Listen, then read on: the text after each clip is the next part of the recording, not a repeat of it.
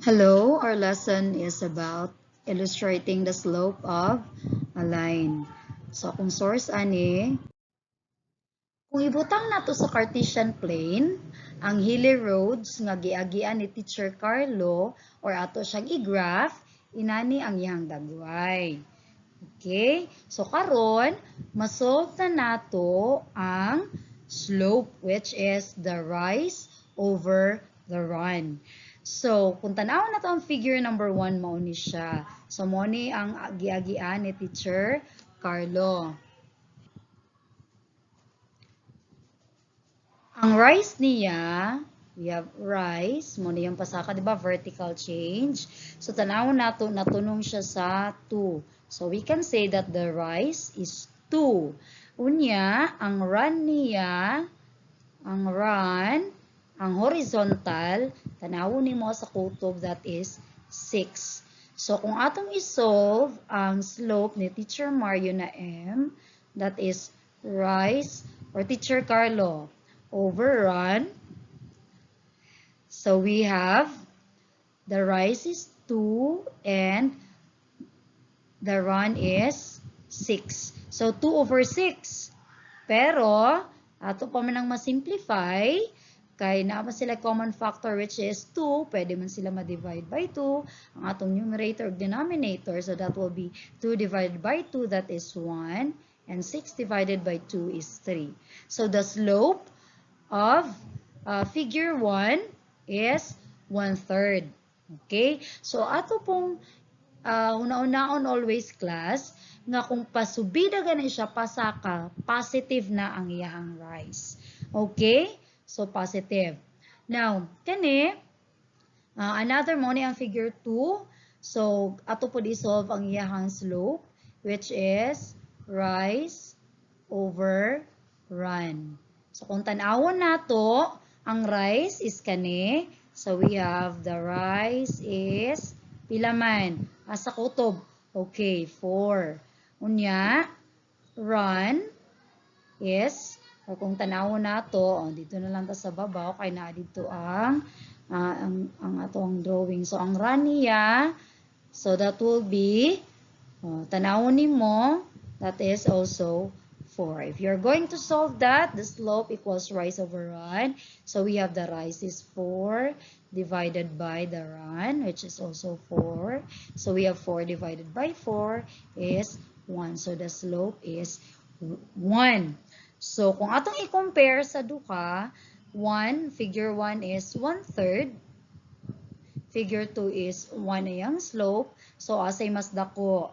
Of course, 1 is greater than 1/3. So, ato pong makita na kung mas dako day ang slope, mas subidaon or mas steep ang iyakang line. Okay? So, kani, puro man nagpasubida, puro man pasaka ang ilang direction, so positive ang atong slope. Now, let's consider figures number 3 and 4. So, tanawon nato, the same process. Pila man ang rise ani. So, ang rise ani, the vertical change. So, we have the rise. Since Teacher Carlo is going down, ang direction niya is pababa. So, that means negative. Negative. Pila man ni. So, natunong siya sa 2. There are 2 units pababa. So, negative 2. Karon, ang iyang run, padulong man siya sa right. So, we have, tanaw na to positive, that is 6. So, we can say that the slope, rise over run, is negative 2 divided by 6. Or that is, yes, masimplify pa siya. May common factor na 2. So, that will be negative 1 over 3. So, the slope is negative 1/3. Negative siya. Remember, kay pababa naman ang atoang line. It's going down. Now, same with the rest. Sa ikaapat na figure. So, we have the rise. So, again, the rise, since we are going down, so as a kutob ang rise, the vertical change is 4, which is pababa, so negative 4. Unya ang run is, tanawon nato, natunong siya sa positive 4, kay going to the right man siya. So the slope is rise over run equals, the rise is negative 4 divided by 4. So the slope is negative 1. So as you can see, makita po day nato ang sign sa slope is magpakita po siya sa direction sa ato ang graph. Kaganina, puro positive. So pasabot, pasubida to siya or pasaka nga to ang graph. Karon puro negative because we are going down, ng pababa man ta. Karon naatay ikalima, katong ikalima nato nga illustration or figure. So nakita ninyo nag-rise ba siya? Nisaka ba siya or nibaba ba siya? Nabatay rise. So ang atong slope dire, which is rise over run. So ang ato ang rise dire, wala man tay change, kaya wala man siya nisaka, wala po nibaba. That means 0.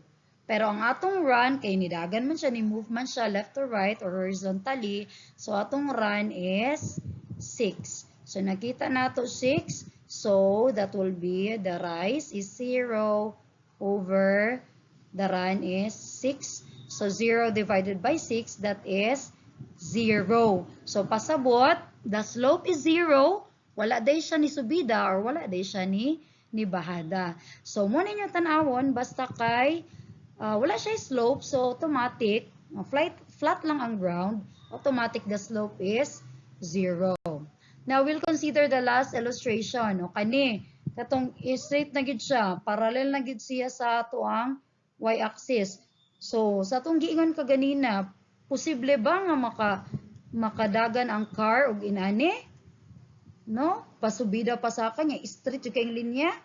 Okay, so kung ato nang gamitan og solution, we have the rise over the run. Tanawon nato ang rise niya. Pila man iyang rise ani kung asa siya kutob, testingan nato. Tanawon nato the rise is equal to 5. Pero iyang run, wala man siya horizontal change, so the run is 0. Karon, testingan nato the rise is 5. Divide by the run is 0. Okay, unsa man ni? The slope is any number divide by 0. Pwede ba? We call that undefined. Undefined.